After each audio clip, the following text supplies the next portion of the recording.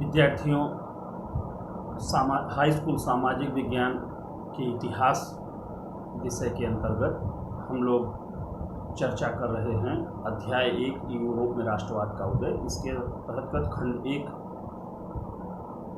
और खंड फ्रांसीसी क्रांति और यूरोप में राष्ट्रवाद के निर्माण पर चर्चा की गई। आज खंड 3 क्रांतियों का युग पर चर्चा करेंगे। आप देख रहे हैं फ्रांस की क्रांति के बाद वहाँ पे स्थापित व्यवस्था में परिवर्तन हुआ नेपोलियन के उदय के बाद। फिर नेपोलियन का जब पतन हुआ तो लोगों ने सोचा नहीं, वो पुरानी व्यवस्था रूढ़िवादी मतलब जो पुरातन परंपराओं को पोषित करते हैं, रूढ़िवादी प्रबल हुए और उन्होंने पुरानी व्यवस्था को पुनः वापस लाया। किंतु उदारवादियों के नेतृत्व में आंदोलन और विरोध चलता रहा। जैसे जैसे रूढ़िवादी अधिक प्रबल होने लगे, उदारवादियों ने आंदोलन तेज कर दिया और क्रांतियों का रूप लिया। उदारवादियों से तात्पर्य फिर स्पष्ट कर दें, अध्यापक, वकील, पत्रकार, क्लर्क, छोटे व्यापारी, ये सब उदारवादियों के अंतर्गत मुख्य रूप से थे। पहला प्रस्फुटन फ्रांस में ही हुआ 1830 में। 1815 में नेपोलियन पतन के पास बूर्बोन वंश के जिस राजा को पदारूढ़ किया गया था, राज्य सौंपा गया था, उनको हटाकर वहाँ एक संवैधानिक राजतंत्र की स्थापना हुई।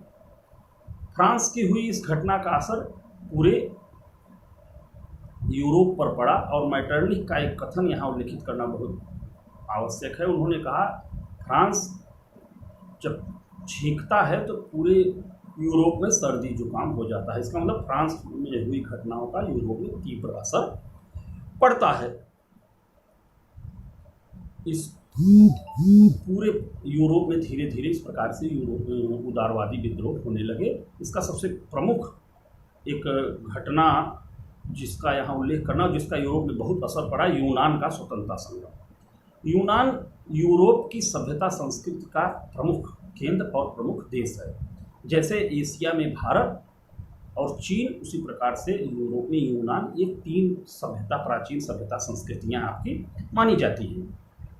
यूनान में 15वीं शताब्दी से ही ऑटोमन साम्राज्य का कब्जा था। ऑटोमन एक मुस्लिम इस्लाम धर्म मानने वालों का एक तुर्क साम्राज्य था। जैसे मध्य युग में मुगल साम्राज्य भारत में स्थापित हुआ और सारे विश्व में साम्राज्य, इसी प्रकार ऑटोमन साम्राज्य मध्यकाल का एक मजबूत साम्राज्य था, उसका यूनान पर कब्जा था। यूनान उदारवादी उनके संपर्क में आए जो यूनान से इस ऑटोमन साम्राज्य के लोगों ने, जिनको निर्वासित कर दिया था, बाहर निकाल दिया था, ये सब एक हुए और इन्होंने कहा कि यूनान हमारी सभ्यता, कला, संस्कृति का केंद्र है और उसको आज़ाद कराना है। यूनान में तेजी से स्वतंत्रता आंदोलन शुरू हुआ। पूरे यूरोप के लोग उससे प्रभावित हुए। यहाँ तक कि इंग्लैंड के एक लेखक ने धन एकत्र किया और युद्ध करने भी गए। इन सब घटनाओं की परिणति ये हुई कि 1832 में कुस्तुनतुनिया की संधि के द्वारा यूनान एक पृथक स्वतंत्र राष्ट्र के रूप में पुनः अस्तित्व में आया। इधर उदारवादियों का आंदोलन चल रहा है। इसी के साथ साथ रोमानियत मतलब पुस्तकें, साहित्य, कला, इन्होंने भी अपना कार्य प्रारंभ रखा और जनता में नवीन धारणाओं का प्रसार प्रारंभ हुआ। एक इन सब घटनाओं के बीच एक नया भूख की स्थिति उत्पन्न हुई यूरोप में। 18वीं शताब्दी में यूरोप में जनसंख्या, 19वीं शताब्दी में यूरोप में जनसंख्या तेजी से बढ़ी। 19वीं शताब्दी के दूसरे तीसरे दशक में, 19वीं शताब्दी का तात्पर्य है 1800 से लेकर 1899, तो दूसरा तीसरा दशक मतलब 1820-30। इन समयों में तेजी से जनसंख्या बढ़ी और औद्योगिकरण के फलस्वरूप ये किसान उद्योगों में मजदूरी का काम करने लगे। लेकिन ये सब गांव से निकलकर शहरों में आ गए और शहरों की गलियों में अपेक्षाकृत निम्न जीवन जीने को मजबूर हुए। इस जनसंख्या विस्फोट का उद्योगों ने भरपूर शोषण किया और इनमें भूख इनको उतना नहीं मिला जितना इनको आवश्यकता थी। इनको भूख और प्यास और तड़प से ये परेशान रहे। इनकी आवश्यकता, इनका भरपूर शोषण हुआ उद्योगों में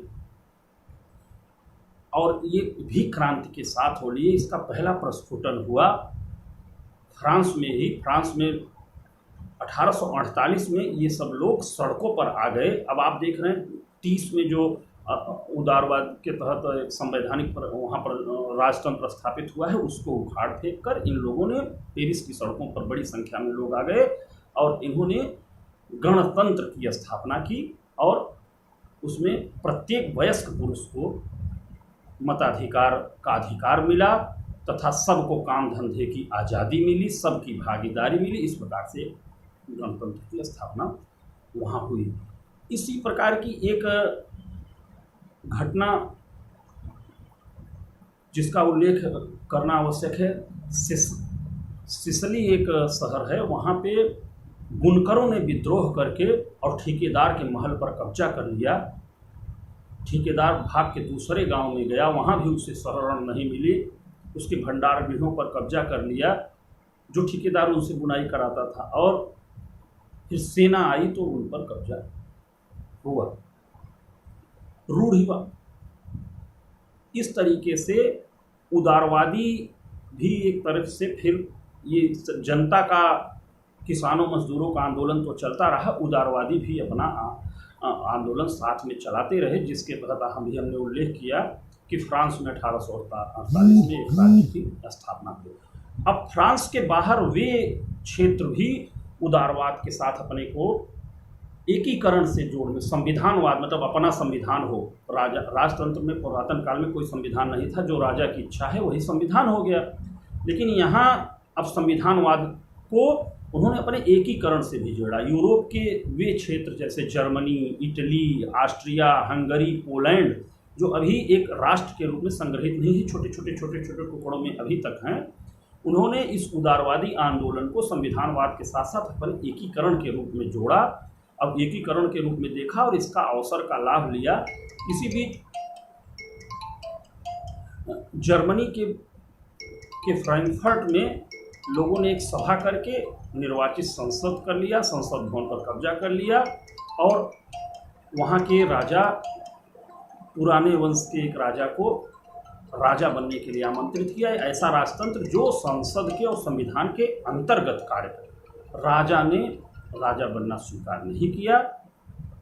अब इन उदारवादियों का, जिसमें मध्य वर्ग हैं, किसान मजदूर, इनका धीरे धीरे सामाजिक आधार कमजोर होने लगा, उधर कुलीन वर्ग प्रबल होने लगा और किसान और मजदूर को ये अपने साथ नहीं जोड़ के रख पाए और इसकी परिणति ये हुई कि धीरे धीरे इनका पतन होने लगा। ये पुराने रूढ़िवादियों से पराजित होने लगे।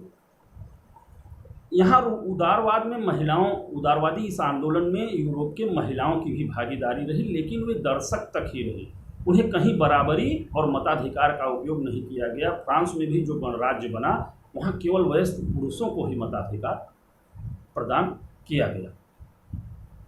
सेना के बल पर और अपने पुरातन ताकत पर रूढ़वादियों ने यद्यप उदारवादियों के इस आंदोलन को तो दबा दिया, किंतु पुरानी व्यवस्था रूढ़िवादी पुनः स्थापित नहीं कर पाए। वे जान गए कि उदारवादियों को विशेष सुविधाएं देकर, आज़ादी देकर, कार्यों में सुविधाएं देकर ही संतुष्ट रखा जा सकता है, नहीं पुनः विरोध होगा।